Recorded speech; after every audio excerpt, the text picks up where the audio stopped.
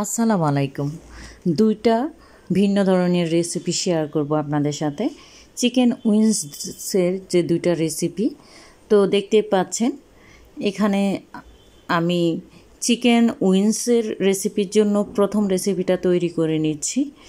এখানে আমি আদা বাটা, রসুন বাটা, তারপরে পেঁয়াজ বাটা, এগুলো আমি 1 টেবিল চামচ করে দিয়েছি। ধনের গুঁড়া, লাল মরিচের গুঁড়া, তারপরে অরিগানিও আমি হাফ টিস্পুন দিয়েছি। তারপরে দিয়েছি আমি এখানে ময়দা, তারপরে লাল মরিচ আর ধনিয়ার গরম মশলার গুঁড়া, এগুলা কিন্তু আমি 1 টেবিল চামচ করে দিয়ে এগুলাকে আমি মাখিয়ে রেস্টে রেখে দিয়েছি 1 ঘন্টার জন্য। তো 1 ঘন্টা পরে ফিরে আসলাম। তো এখন আমি একটা এখানে প্যান বসিয়ে এখানে আমি এই চিকেনগুলাকে এখন আমি ভেজে নিব। তো এটা আমি আসলে মূলত হানি চিকেন করার জন্যই করছি উপকরণটা। তো এই জন্য আমি রান্নার রেগুলার সয়াবিন তেলে এটাকে আমি এখন ভেজে নিব। তো দেখতেই পাচ্ছেন এগুলো অলরেডি হালকা আছে, এগুলাকে আমি ভেজে নিয়েছি সময় নিয়ে। এই কাজটা সময় নিয়ে করতে হবে আমার। এই পর্যায়ে আমি দিয়ে দিলাম গলানো বাটার হানি চিকেনের জন্য। তো এর মধ্যে আমি দিয়ে দিচ্ছি হচ্ছে রসুন কুচি, কারণ এটার একটা ফ্লেভার থাকে।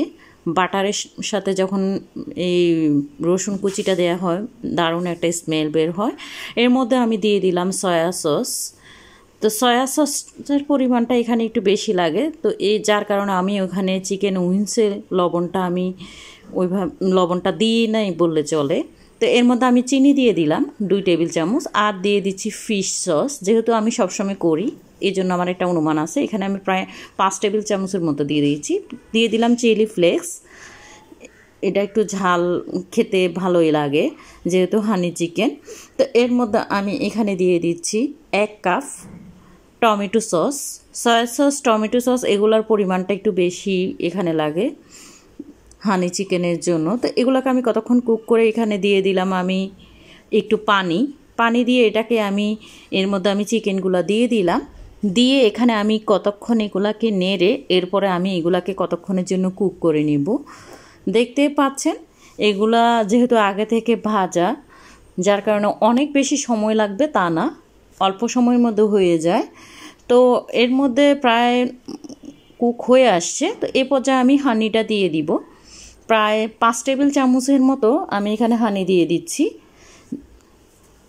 তো হানি দিয়ে আমি এখানে আবার কতক্ষণের জন্য নেড়ে চেড়ে এটাকে আমি কতক্ষণের জন্য আবার কুক করে নিয়েছি। তো এর মধ্যে আমি এখানে দিয়ে দিব সাদা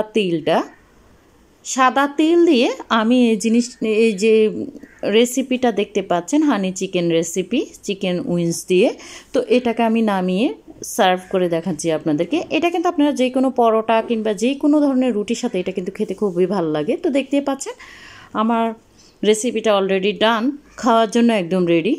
তো এরপর আমি আমার দ্বিতীয় রেসিপি আপনাদের সাথে শেয়ার করতে যাচ্ছি, সেটা হচ্ছে চিকেন উইংস, যেটা আমরা রেস্টুরেন্ট থেকে কিংবা সিপি থেকে কিনে খাই সেটাই রেসিপিটা। তো প্রথমে আমি এখানে 1 কাপ টক দই দিয়েছি। এরপরে আদা বাটা 1 টেবিল চামচ দিয়ে দিলাম, রসুন বাটা 1 টেবিল চামচ, তারপরে হচ্ছে এখানে আমি দিয়ে দিচ্ছি লাল মরিচের গুঁড়া 1 টেবিল চামচ।